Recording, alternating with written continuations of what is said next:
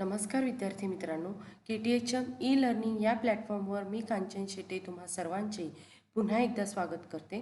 मित्रांनो, या अगोदरच्या लेक्चरमध्ये आपण व्यावसायिक उद्योजकता स्पेशल पेपर 1 या विषयाच्या द्वितीय सत्रातील विविध उद्योजकीय संधी या दुसऱ्या प्रकरणाचा सविस्तर अभ्यास केला आणि आज आपण उद्योजक आणि उद्योगांचा अभ्यास या तिसऱ्या प्रकरणाला सुरुवात करणार आहोत. त्यामध्ये आपण काही असामान्य व्यक्तींच्या व्यवसायांचा थोडक्यात परिचय करून घेणार आहोत. चला तर मग ते असामान्य व्यक्ती कोणते आहेत सुरुवातीला बघूया. मित्रांनो, आपण श्री राधाकिसन एस दमानी यांची व्यावसायिक कारकीर्द व व्यावसायिक गुंतवणूक याचा अभ्यास करणार आहोत. त्यानंतर आपण रितेश अग्रवाल यांचे सुरुवातीचे जीवन तसेच त्यांची व्यावसायिक कारकीर्द, व्यावसायिक गुंतवणूक या सर्व गोष्टींचा अभ्यास करणार आहोत. त्यानंतर संजीव भिकचंदानी ह्या असामान्य व्यक्तीचा म्हणजेच यशस्वी उद्योजकाचा आपण अभ्यास करणार आहोत. त्यामध्ये त्यांचे सुरुवातीचे जीवन, त्यांची व्यावसायिक कारकीर्द आपण अभ्यासणार आहोत. त्यानंतर आपण मुंबईचे डबेवाले यांचाही सविस्तर अभ्यास करणार आहोत आणि शेवटी रतन टाटा यांचा परिचय, त्यांचे सुरुवातीचे जीवन, व्यावसायिक कारकीर्द आणि समाज उपयोगी कार्य या सर्वांचा आपण या प्रकरणामध्ये अभ्यास करणार आहोत. सुरुवातीला आपण प्रस्तावना बघूया. मित्रांनो, उद्योग आणि उद्योजकता हे काही विशेष नसून ते एक व्रत आहे असे म्हटले जाते. काहीतरी उत्पादन करणे व विकणे म्हणजे उद्योजकता नव्हे. गायक, कलाकार, पेंटर, शिल्पकार हे सुद्धा एक प्रकारचे उद्योजक असतात. आपल्या जवळचे दुसऱ्यास देऊन मोबदल्यात पैसा मिळवणे ही सुद्धा एक प्रकारची उद्योजकताच आहे. मात्र एवढे साध्य करण्यास घोर तपश्चर्या करावी लागते. आजच्या युगात उद्योजक, व्यावसायिक यांना व्यवसाय वृद्धीसाठी, यश मिळविण्यासाठी आपले उत्पादन कसे उपयुक्त आहे, गुणवत्तापूर्ण आणि दर्जेदार आहे हे खरेदीदाराला पटवून दिल्यास विक्रीमध्ये मोठी वाढ होऊन व्यवसायाची भरभराट होऊ शकते. उद्योजकता म्हणजे मिळालेल्या रुळलेल्या वाटा सोडून नव्याने काही करण्याची जोखीम पत्करणे, धाडसाने क्षमता पणाला लावणे, मार्केटिंगचा अभ्यास करून नवनवीन उत्पन्न हाती घेणे. आपण या पाठात किंवा या प्रकरणात ज्या उत्तुंग व्यक्तिमत्वांचा अभ्यास करणार आहोत त्यांनी अशाच वेगवेगळ्या वाटेने जाऊन जनमानसात आपल्या कर्तृत्वाचा ठसा उमटवला आहे. मित्रांनो, सामान्य माणूस आणि अतिसामान्य माणूस यामधील फरक हा मुख्यतः त्यांच्या वर्तनाशी निगडीत असतो. सामान्य माणूस व असामान्य माणूस यामध्ये हुशारीच्या बाबतीत फारसा फरक नसतो, पण असामान्य माणसं आपल्या चुका वस्तुनिष्ठपणे तपासण्याचे धैर्य दाखवतात, विशिष्ट ध्येय हेतूने ती पूर्ण करण्याचा प्रयत्न करतात. हाच प्रयत्न सातत्याने केल्यास माणसाचा प्रवास हा सामान्यांकडून असामान्यांकडे सुरू होतो. अशाच काही असामान्य व्यक्तींचा व्यवसायांचा परिचय आपण इथे करून घेणार आहोत. चला तर मग पहिली असामान्य व्यक्ती किंवा पहिला यशस्वी उद्योजक आहे ते म्हणजे श्री राधाकिसन दमानी यांचा आपण थोडक्यात परिचय करून घेऊया. मित्रांनो, यांचे नाव श्री राधाकिसन एस दमानी आहे.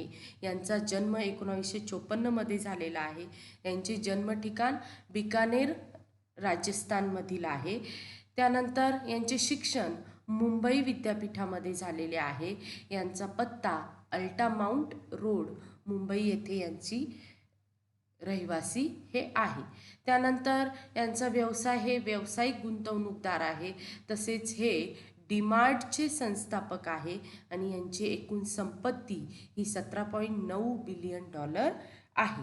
यानंतर आता आपण श्री राधाकिसन एस दमानी यांची व्यावसायिक कारकीर्द बघणार आहोत. मित्रांनो, सुरुवातीचे जीवन आपण यांचे बघणार आहोत. मित्रांनो, श्री राधाकिसन दमानी हे अतिशय सामान्य कुटुंबात जन्माला आले.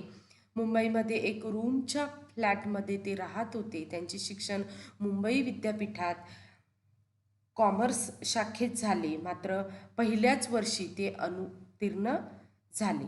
वडिलांच्या निधनानंतर त्यांनी आपल्या कौटुंबिक बॉल बेअरिंग व्यवसाय बंद केला. स्टॉक मार्केट ब्रोकर व गुंतवणूकदार म्हणून आपल्या व्यवसायाला सुरुवात केली. अल्पकालीन शेअर विक्रीत त्यांना मोठ्या प्रमाणात नफा झाला. मात्र 1990मध्ये हर्षद मेहता शेअर गैरव्यवहाराचा त्यांच्या गुंतवणुकीवर खूप वाईट परिणाम झाला. 1995मध्ये HDFC बँकेचे भाग भांडवल सार्वजनिकरित्या विक्रीला काढल्यानंतर श्री राधाकिसन दमानी हे या बँकेतील सर्वात मोठे गुंतवणूकदार ठरले. आता आपण श्री राधाकिसन एस दमानी यांची व्यावसायिक कारकीर्द बघूया. मित्रांनो, 1999मध्ये अपना बाजारचे विशेष हक्क घेऊन सहकार तत्वावरील डिपार्टमेंटल स्टोअर्स नेरूळ, मुंबई या ठिकाणी सुरू केले. मात्र त्यांना ते गैरसोयीचे वाटल्याने ते बंद केले.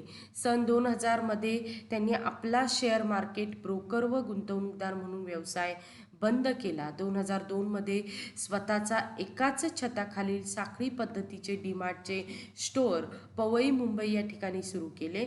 2010पर्यंत त्यांचे 25 ठिकाणी डीमार्ट स्टोअर सुरू केले. 2017मध्ये डीमॅट नावाने व्यवसाय करणारी कंपनी ॲव्हेन्यू सुपरमार्ट लिमिटेडचे भाग भांडवल सार्वजनिक क्षेत्र विकले. नॅशनल स्टॉक एक्सचेंजमध्ये त्यांच्या कंपनीला मोठी मागणी आली. कंपनीचे मार्केट व्हॅल्यू 39,988 कोटी झाले. भारतात महत्त्वाच्या 65 कंपन्यांमध्ये कंपनीचे स्थान प्राप्त झाले. नोव्हेंबर 2019पर्यंत डीमार्टची भांडवली गुंतवणूक ही 1,14,000 कोटी रुपये आहे. मुंबई शेअर बाजारमध्ये पहिल्या 33 कंपनींमध्ये डीमार्टचा समावेश झाला. तसेच श्री दमानी यांनी आंध्र पेपरमध्ये 1%, 19.85% इंडिया सिमेंटमध्ये गुंतवणूक केली. त्यांनी 10 विविध प्रकारच्या कंपन्यांमध्ये शेअर्समध्ये गुंतवणूक केली असून त्यांची शेअर्समधील एकूण गुंतवणूक ही 80,000 कोटी एवढी आहे. VST इंडस्ट्रीज या तंबाखू उत्पादन करणाऱ्या कंपनीत त्यांची गुंतवणूक असून भारतातील श्रीमंत व्यक्तींच्या यादीत त्यांचा दुसरा क्रमांक लागतो. त्यांची एकूण संपत्ती ही 1,25,300 कोटी म्हणजे $17.9 बिलियन एवढी आहे. आता यानंतर आपण रितेश अग्रवाल ह्या यशस्वी उद्योजकाचा अभ्यास करूया. त्यांचा परिचय थोडक्यात करूया. यांचे नाव आहे रितेश अग्रवाल. यांचा जन्म 16 नोव्हेंबर 1993मध्ये झाला. जन्म ठिकाण यांचे बिसाम, कटक, ओरिसा येथील आहे. शिक्षण Indian school of business and finance. संस्थापक हे ओयोरूम्सचे संस्थापक आहे. मित्रांनो, यांचे सुरुवातीचे जीवन आपण बघूया. मित्रांनो, रितेश अग्रवाल यांचा जन्म 16 नोव्हेंबर 1993मध्ये ओरिसा राज्यातील कटक येथे झाला. तेथेच त्यांनी प्राथमिक शिक्षण घेतल्यावर ते पुढील शिक्षणासाठी राजस्थानमधील कोटा येथे गेले. 2011मध्ये महाविद्यालयीन शिक्षणासाठी दिल्ली या ठिकाणी गेले. रितेश यांना नवनवीन ठिकाणी फिरण्याचा छंद होता. जेव्हा ते प्रवासासाठी जात असे तेव्हा त्यांना राहण्यासाठी रूम मिळत नसत किंवा जास्त पैसे देऊन सुद्धा चांगली रूम मिळत नसे, तर कधी कमी पैसे देऊन चांगली रूम मिळत असे. या सर्व अनुभवांमधून प्रेरणा घेऊन त्यांनी ठरवले की ऑनलाईन रूम बुक करण्यासाठी एक वेबसाईट सुरू करायची की ज्यामुळे प्रवाशांना चांगल्या सोयीसुविधा मिळतील. यातूनच त्यांनी ओयो रूम्सची सुरुवात केली. रितेश अग्रवाल यांची व्यावसायिक कारकीर्द आपण थोडक्यात बघूया. मित्रांनो, रितेश अग्रवाल हे ओयो रूम्सचे मालक व संस्थापक आहे. ओयो रूम्सचा मुख्य उद्देश कमी किमतीमध्ये देशातील मोठ्या हॉटेल्समध्ये रूम उपलब्ध करून देणे हा आहे. 2013मध्ये वयाच्या 20व्या वर्षी त्यांनी ओयो रूम्स ॲपची सुरुवात केली. 2012मध्ये श्री रितेश अग्रवाल यांनी ओरॅव्हल स्टेज नावाची कंपनी सुरू केली.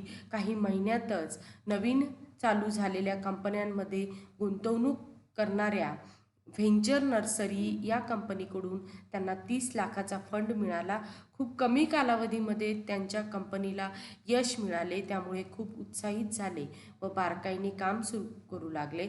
परंतु त्यांच्या या कंपनीचे मॉडेल अयशस्वी ठरले व त्यांची कंपनी तोट्यात गेली. त्यांनी कंपनीची परिस्थिती सुधारण्याचा खूप प्रयत्न केला, परंतु ती सुधारू शकली नाही व त्यांनी ओऱ्याव्हल स्टेज कंपनी तात्पुरती बंद केली. यानंतर आता आपण ओयो रूम्सची सुरुवात बघूया. मित्रांनो, श्री रितेश अग्रवाल यांची ओऱ्याव्हल स्टेज ही कंपनी जरी बंद केली तरी त्यांनी हार मानली नाही. त्यांनी पुन्हा नव्याने सुरुवात करण्याचे ठरवले. त्यांना प्रवास करताना ज्या अडचणींचा सामना करावा लागला होता त्यावर त्यांनी विचार केला. 2013 साली त्यांनी नवीन ओयो रूम्सची ही कंपनी सुरू केली. ओयो रूम्सचा अर्थ असा होतो की तुमची स्वतःची रूम. ओयो रूम्सचा उद्देश फक्त लोकांना रूम उपलब्ध करून देणे इतकाच नव्हता, तर लोकांना कमी किमतीमध्ये चांगल्या रूम्स उपलब्ध करून देणे हा होता. त्यांची कंपनी हॉटेल्समध्ये जाऊन रूमची पडताळणी करते. रूमची पडताळणी करून मग जर ते हॉटेल पसंत पडले तरच ते ओयोशी जोडले जाते. आत्तापर्यंत 15,000पेक्षा जास्त हॉटेल्स ओयो रूम्समध्ये समाविष्ट आहे. 2016मध्ये जपानच्या एका कंपनीने रितेश अग्रवाल यांच्या कंपनीमध्ये अब्जावधी रुपयांची गुंतवणूक केली. 2016मध्ये एका प्रतिष्ठित मॅगझिनने रितेश अग्रवाल यांना भारतीय प्रभावशाली युवकांच्या यादीमध्ये पहिल्या 50 लोकांच्या यादीमध्ये स्थान दिले. ओयो रूम्सचे मुख्यालय गुडगाव, हरियाणा राज्यात आहे. आता आपण रितेश अग्रवाल यांची व्यावसायिक गुंतवणूक बघूया. मित्रांनो, सप्टेंबर 2018पर्यंत कंपनीने $1 बिलियन अमेरिकन डॉलर 7,000 कोटींची गुंतवणूक केली. जुलै 2019पर्यंत अग्रवाल यांनी 14,000 कोटीचे म्हणजे $2 बिलियन अमेरिकन डॉलर शेअर्स या कंपनीने खरेदी केले. 2020मध्ये त्यांची एकूण संपत्ती अंदाजे 7,253 कोटी 1.1 बिलियन एवढी आहे. सध्या जगातील सर्वात कमी वयात म्हणजे 26व्या वर्षी स्वनिर्मित अब्जाधीश हे म्हणजे रितेश अग्रवाल हे आहेत. आता आपण संजीव भिकचंदानी ह्या असामान्य व्यक्तीचा किंवा यशस्वी उद्योजकाचा परिचय करून घेऊया. मित्रांनो, यांचे नाव संजीव भिकचंदानी असे आहे. यांचा जन्म 29 जून 1963मध्ये झाला. जन्मी ठिकाण यांचे भारतामधील दिल्ली येथे आहे. तसेच शाळा सेंट कोलंबो स्कूल दिल्ली येथे यांनी शाळा पूर्ण केली. तसेच त्यांचे महाविद्यालयीन जे शिक्षण आहे ते म्हणजे सेंट स्टीफन कॉलेज दिल्ली येथून झाले. त्यानंतर त्यांचा व्यवसाय हा Naukri.com, इन्फोईज इंडिया संस्थापक आहे. तसेच जीवनसाथी व अशोका युनिव्हर्सिटी हे याचेही ते संस्थापक आहे. त्यानंतर त्यांचे शिक्षण BA MBA हे अहमदाबादमधील IIM मधून झाले आहे. ते पद्मश्री पुरस्कर्ते आहे. चला तर मग आता आपण संजीव भिकचंदानी यांचे सुरुवातीचे जीवन बघूया. मित्रांनो, पदव्युत्तर शिक्षण पूर्ण झाल्यानंतर त्यांनी हॉलिक्सची मार्केटिंग विभागातील नोकरी सोडून दिली. 1990मध्ये मित्राच्या मदतीने इंडमार्क आणि इन्फोईज या 2 कंपन्यांची स्थापना केली. इंडमार्क ही कंपनी औषध निर्माण व्यापार चिन्ह विशेष काम करत होती, तर इन्फोईज ही नोकरदार लोकांचा सर्वे करून अहवाल देणारी होती. 1993मध्ये त्यांनी व त्यांच्या भागीदाराने विभक्त होण्याचा निर्णय घेतला व प्रत्येकी एक कंपनी चालविण्याचा निर्णय घेतला. श्री संजीव भिकचंदानी यांनी इन्फोईज ही कंपनी घेतली. 1997मध्ये भिकचंदानी यांनी अमेरिकेत सर्व्हरवर नोकरी पोर्टल तयार करून Naukri.comची स्थापना केली. नंतर क्वाड्रंगल ऑफलाईन कार्यकारी शोध व्यवसाय सुरू केला.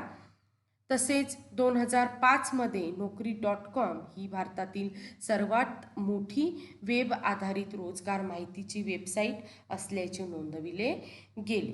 तसेच वेबसाईट व्यवसायात वाढ झाल्यामुळे इन्फोईजने नंतर मालमत्तेत 99 एकर्स विवाहातील जीवनसाठी मॅट्रिमोनी आणि शिक्षण यासारख्या इतर साईट सुरू केल्या. नंतर त्यांनी पॉलिसी बाजार आणि झोमॅटो सारख्या युनिकॉर्नमध्ये गुंतवणूक केली, म्हणून त्यांना एक चतुर गुंतवणूकदार असे संबोधले जाते. या व्यतिरिक्त त्यांनी फाउंडेशन फॉर यंग इनोव्हेस्टर्स या संस्थेत एक सामाजिक भावनेतून काम करण्यास सुरुवात केली. सामाजिक उपक्रमामध्ये हायस्कूलच्या विद्यार्थ्यांसाठी मोफत शार्क टँक वेबसाईट सुरू केली. 2008मध्ये त्यांनी अर्न्स्ट आणि young entrepreneur of the year award हा जिंकला. यानंतर आता आपण संजीव भिकचंदानी हे प्रेरणादायी व्यक्तिमत्व कसे आहे ते बघूया. मित्रांनो, संजीव भिकचंदानी यांची व्यवसायातील कारकीर्द सर्वांसाठीच प्रेरणादायी आहे. त्यांचे वडील पेशाने डॉक्टर व आई गृहिणी होती. सधन कुटुंबात जन्म झाल्याने त्यांना शिक्षणही नावाजलेल्या महाविद्यालयात मिळाले. सुरुवातीपासूनच त्यांना व्यवसायाची आवड होती, मात्र भांडवल नसल्यामुळे त्यांनी BA झाल्यानंतर 1984मध्ये 3 वर्ष लिंटास कंपनीत अकाउंटंट एक्झिक्युटिव्ह म्हणून नोकरी केली. त्यानंतर नोकरी सोडून त्यांनी MBA शिक्षण 1989मध्ये पूर्ण केले. MBA नंतर 1 वर्ष हिंदुस्तान मिल्क मॅन्युफॅक्चरर कंपनीत काम केले. दरम्यानच्या काळात MBA करत असताना सोबत शिक्षण घेणाऱ्या सुरभी यांच्याशी लग्न झाले. त्यानंतर त्यांची नोकरी सोडून व्यवसाय करण्याचा त्यांनी निर्णय घेतला.